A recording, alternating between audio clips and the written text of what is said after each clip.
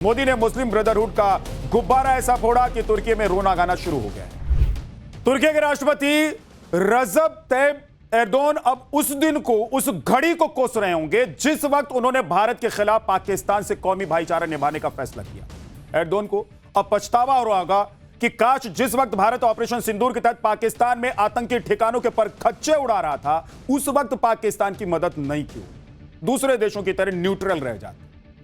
लेकिन तुर्की ने मानवता की जगह मजहब को चुनी, क्योंकि एर्दोगन के सिर पर इस्लामिक नेटो का खलीफा बनने का भूत सवार है और ऐसा दावा किया जाता रहा है। और शायद इसी सनक में एर्दोगन ने भारत के दुश्मन देश पाकिस्तान की दम भर के मदद करने की कोशिश की और यहीं पर एर्दोगन को गलती का एहसास अगर हो जाता तो ये सब नहीं करते और आज पछताना नहीं पड़ता, जिसका खामियाजा अब उन्हें लंबे वक्त तक भुगतना होगा। आपको याद होगा कि ऑपरेशन सिंदूर के 39वें दिन पीएम मोदी अचानक साइप्रस पहुंचे थे। तब 23 साल बाद भारत का कोई प्रधानमंत्री साइप्रस गया। तब दुनिया को समझ में नहीं आया था कि मोदी साइप्रस क्या करने के लिए गए।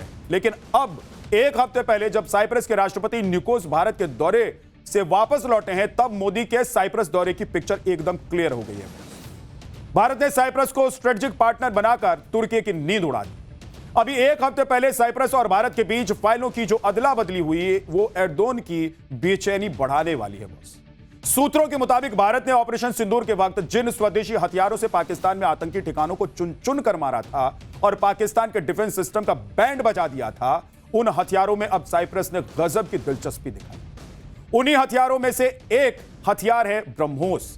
भारत की इस बेजोड़ मिसाइल ने तुर्की में ऐसी खलबली मचाई हुई है बॉस कि वहां के डिफेंस एक्सपर्ट डर के मारे अभी से थरथरा रहे हैं, कांप रहे हैं। तुर्की के डिफेंस एक्सपर्ट ब्रह्मोस के बारे में क्या क्या बोल रहे हैं, एक करके आपको आगे बताने वाला हूं। तुर्की के राष्ट्रवादी राजनीतिक और सैन्य मामलों के एक्सपर्ट राउफ कोसे का कहना है कि ग्रीस को भारत में बनी मिसाइलें खरीदने से रोका जाना चाहिए। अगर इस क्षेत्र में हथियारों की होड़ किसी संघर्ष में बदलने वाली है तो रात के हमले का शिकार होने की बजाय सही समय पर पहले से ही युद्ध शुरू कर देना चाहिए। बेहतर है ये। तुर्की को पूर्वी भूमध्य सागर में कभी भी कोई रियायत नहीं देनी चाहिए। मतलब ब्रह्मोस का ऐसा खौफ है बॉस कि तुर्की का ये डिफेंस एक्सपर्ट ग्रीस को ब्रह्मोस मिलने से पहले ही उस पर हमला बोलने की सलाह दे, क्योंकि उसे पता है कि ब्रह्मोस के आगे तुर्की का कोई हथियार टिकने वाला नहीं। तुर्की के एक और नामी गिरामी डिफेंस एक्सपर्ट हैं आर्दान, और ये क्या कह रहे हैं वो भी सुन लीजिए। उन्होंने कहा है कि ग्रीक साइप्रस प्रशासन की तरफ से भारत की long range land attack cruise missile, बेहद सटीक और कम ऊंचाई पर उड़ने वाली क्रूज मिसाइल और ब्रह्मोस जैसी सुपरसोनिक सिस्टम को हासिल करना पूर्वी भूमध्य सागर और मुख्य तुर्की में मौजूद तुर्की की रणनीतिक संपत्तियों के लिए एक सीधा खतरा है। अर्दान की बातें भी सुनिए, उनकी बातों में आपको ब्रह्मोस की दहशत साफ नजर आ जाएगी। ब्रह्मोस की भनक भर से तुर्की के डिफेंस एक्सपर्ट्स के होश उड़े हुए हैं। वहां की मीडिया में भी ब्रह्मोस को लेकर गजब का माहौल बना हुआ है। यह तस्वीर देखिए आप। इसमें बताया जा रहा है कि ब्रह्मोस कितनी खतरनाक मिसाइल है, साइप्रस और ग्रीस कैसे भारत से इस मिसाइल को हासिल करने की कोशिश कर रहे हैं, और अगर यह मिसाइल तुर्की के पड़ोस में आ गई तो क्या होगा। तुर्की की मीडिया में यह सब चल ही रहा था कि भारत के विदेश मंत्री एस जयशंकर भी कल साइप्रस पहुंचे, जहां उनका जोरदार स्वागत किया गया। साइप्रस के विदेश मंत्री के इनविटेशन पर एस जयशंकर साइप्रस पहुंचे थे। वहां उन्होंने यूरोपियन यूनियन देशों के कई विदेश मंत्रियों से मुलाकात भी की, लेकिन साइप्रस में जयशंकर की मौजूदगी भर से तुर्की में खलबली मची।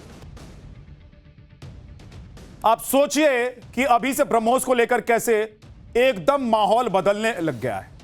ब्रह्मोस के नाम से तुर्की के हांफने की एक और वजह भी है, ग्रीस कल के रक्षा मंत्री ने जो खुलासा किया वो बेहद अहम है। उसे तुर्की हिला हुआ है। उन्होंने कह दिया कि भाई बहुत हो गया डर का और डर के जीने का माहौल, अब और नहीं, अब इस डर को खत्म करना होगा। उनका इशारा भारत की ब्रह्मोस मिसाइल की तरफ था। तुर्की की मीडिया में उनके इस बयान को सीधी धमकी के तौर पर देखा जा रहा है। भारत पाकिस्तान के झगड़े में टांग अड़ाकर तुर्की ने बड़ी गलती की, यह पूरी दुनिया देख रही थी। पूरी दुनिया कह रही थी कि भाई भारत पाकिस्तान के झगड़े में तुम्हारा क्या काम, तुम दोनों के बीच खलीफा क्यों बन रहे हो। लेकिन ऐसा लगता है कि सो कॉल्ड मुस्लिम ब्रदरहुड में तुर्की के राष्ट्रपति एर्दोगन की बुद्धि खराब हो गई थी। कहते हैं ना कि विनाश काले विपरीत बुद्धि। एर्दोगन की बुद्धि भी तुर्की के पतन की स्क्रिप्ट लिख रही है। तुर्की के एक्सपर्ट भी एर्दोगन की गलत ग्लोबल पॉलिसी को कैसे बढ़ावा दे रहे हैं, जरा वो भी देखिए। फिर आपको बताऊंगा कि दुनिया के एक्सपर्ट तुर्की की प्रो पाकिस्तान पॉलिसी पर उसे क्या नसीहत दे रहे हैं। तुर्की के डिफेंस एक्सपर्ट राव कोसे ने कहा है कि भारत और इजराइल मिलकर ग्रीस को खतरनाक हथियार देने का प्लान बना है। इसलिए अब तुर्की के लिए यह जरूरी हो गया है कि वो भी अपने मित्र और भाई सामान्य देश पाकिस्तान को पहले से ज्यादा सपोर्ट करें। तुर्की के एक्सपर्ट की इस सलाह पर एक विदेशी मीडिया जर्नलिस्ट पॉल ने तुर्की को नसीहत देते हुए कहा है कि ये बेवकूफ कभी नहीं सीखते। भारत संभवतः ग्रीस और साइप्रस को हथियार दे रहा है क्योंकि तुर्की बेवजह कश्मीर मुद्दे में दखल दे रहा है। तनाव कम करने के बजाय यह मुल्क पाकिस्तान को अपना समर्थन और बढ़ाना चाहता है, जिसका मतलब है कि भारत और ग्रीस और साइप्रस को अपना समर्थन तिगुना कर देगा। तुर्की भारत को नाराज करने के लिए जो भी कदम उठाएगा उसका नतीजा लंबे समय में उसके लिए और भी बुरा होगा। सोशल मीडिया पर तुर्की का खूब मजाक उड़ाया जा रहा है। पाकिस्तान के साथ उसकी दोस्ती पर लोग सीख रहे हैं, लिख रहे हैं, बोल रहे हैं कि तुम यानी तुर्की लाल टोपी पहनकर फिर से आइसक्रीम बेचोगे और कुछ नहीं कर सकते तुमने यह खेल शुरू किया है और भारत ही इसे अब खत्म करे। अब ब्रह्मोस मिसाइलें न सिर्फ ग्रीस में बल्कि आर्मेनिया और साइप्रस में भी तैनात की जाएगी। यह देखिए कि किस तरीके से लोग लिख रहे हैं और बोल रहे हैं। भाई साहब कह रहे हैं कि तुम आइसक्रीम बेचना और कुछ कर नहीं पाओगे, भारत से पंगा ले रहे हो। पाकिस्तान के लिए जो आतंकी मुल्क है, भारत ने जिसको एकदम ठटरी पर बिठा दिया, आप सोचिए कि तुर्की ने कितनी बड़ी गलती कर। लेकिन तुर्की को शायद ही तब यह एहसास था कि उसकी गलती का नतीजा कुछ वक्त बाद उसे समझ में आए। और यही वजह है कि आज तुर्की में हंगामा खड़ा हो गया। बॉस, भारत और साइप्रस का साझा दुश्मन एक है, तुर्की। जिस तरह से पाकिस्तान के साथ भारत की दुश्मनी पीओके को लेकर है, यानी कि पाकिस्तान ऑक्यूपाइड कश्मीर को लेकर है, उसी तरह साइप्रस की दुश्मनी तुर्की के साथ उस जमीन के हिस्से को लेकर है जिस पर तुर्की ने कब्जा कर लिया। आप देखिए कि तुर्की ने 1974 से साइप्रस के उत्तरी भाग के 1/3 हिस्से पर अवैध रूप से कब्जा कर रखा है। तुर्की इस हिस्से को उत्तरी साइप्रस कहता है और जब से तुर्की ने साइप्रस की जमीन जबरन कब्जाई है तभी से साइप्रस से उसकी दुश्मनी ठन गई। चूंकि भारत और साइप्रस को तुर्की से एक जैसी परेशानी है, इसीलिए अब भारत और साइप्रस ने पिछले 1 साल में अपने संबंधों को मजबूत किया है। भारत के साथ मिलकर साइप्रस खुद को ताकतवर बनाने में जुटा हुआ है ताकि तुर्की की दादागिरी और ठसक को ढीला कर सके।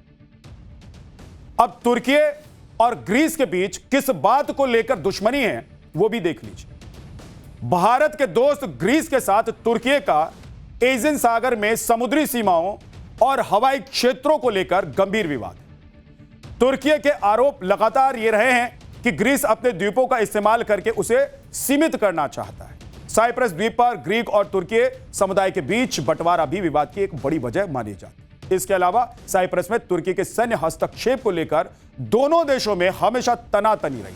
लेकिन ग्रीस और तुर्की के बीच दुश्मनी सदियों पुरानी भी है। जब मध्यकालीन ऑटोमन साम्राज्य के शासन के दौरान यहां पर दोनों देशों के बीच खूब मारकाट मची थी और उसकी टीस भी दोनों देशों के बीच अभी तक बनी हुई। आप देखिए कि एक दौर था जब भारत घातक हथियारों के लिए दूसरे देशों पर निर्भर था। जैसे लड़ाई शुरू होती थी हम गोला बारूद के लिए दुनिया का मुंह देखने लग जाते थे। लेकिन अब आत्मनिर्भर वाला दौर है। भारत तेजी से अपने आर्म्स डिपो को भी अप टू डेट कर रहा है और दूसरे देशों को हथियार एक्सपोर्ट करना शुरू कर चुका है। दुनिया के बहुत से देश भारत के हथियार खरीदने के लिए लाइन में खड़े हैं। बॉस, इस मामले में पीएम मोदी का विजन बहुत क्लियर है। हथियार बनाइए भी और बेचिए भी। इसलिए अब भारत में पहली बार स्वदेशी फाइटर प्लेन के निर्माण में देश की प्राइवेट कंपनियों को शामिल करने का फैसला लिया गया। रक्षा मंत्रालय ने एडवांस्ड मीडियम कॉम्बैट एयरक्राफ्ट यानी कि AMCA प्रोजेक्ट के लिए 3 कंपनी को शॉर्टलिस्ट किया है। बॉस, AMCA भारत का पहला स्वदेशी 5th generation multi role stealth लड़ाकू विमान है। यह ट्विन इंजन वाला है, बेहद एडवांस्ड विमान होगा ये, जो दुश्मन के रडार में आसानी से पकड़ में नहीं आएगा। इसका डिजाइन भारत के एरोनॉटिकल डेवलपमेंट एजेंसी यानी कि जिसे आप ADA के नाम से जानते हैं, ने डीआरडीओ के तहत तैयार किया है, लेकिन अब इसके निर्माण में प्राइवेट सेक्टर की एंट्री हो रही है ताकि इस प्रोजेक्ट में तेजी लाई जा सके। जिस तरह अमेरिका, फ्रांस, ब्रिटेन और इजराइल जैसे देश प्राइवेट कंपनियों के साथ मिलकर एक से बढ़कर एक फाइटर प्लेन बना रहे हैं, उसी तरह भारत में भी इस सेक्टर में पहली बार प्राइवेट कंपनियों की एंट्री हो रही है। रक्षा मंत्रालय ने एडवांस्ड मीडियम कॉम्बैट एयरक्राफ्ट यानी कि AMCA प्रोजेक्ट के लिए 3 कंसोर्टियम यानी कि बिजनेस ग्रुप्स को शॉर्टलिस्ट किया है। ये कौन कौन से हैं, इसके बारे में आपको बता देता हूं। इसका जो सबसे पहला ग्रुप है वो है टाटा एडवांस सिस्टम लिमिटेड, दूसरा है लार्सन एंड ट्यूब्रो LNT और भारत इलेक्ट्रॉनिक्स लिमिटेड यानी कि BEL, भेल के नाम से जिसे आप जानते हैं। तीसरा ग्रुप है भारत फोर्स और BEML यानी कि भारत अर्थ मूवर्स लिमिटेड। ये सभी कंपनियां पहले से ही artillery, gun, missile, rocket launcher और UAV ड्रोन के अलावा आर्म्ड और कॉम्बैट वाहन बना रही हैं, लेकिन पहली बार फाइटर जेट्स प्रोजेक्ट के लिए शामिल इन्हें किया गया है। सरकार ने AMCA के लिए रिक्वेस्ट फॉर प्रपोजल यानी कि RFP जारी कर दी है। इस प्रोजेक्ट के लिए बोली जमा करने की जो आखिरी तिथि है वो 27 जुलाई 2026 रखी गई।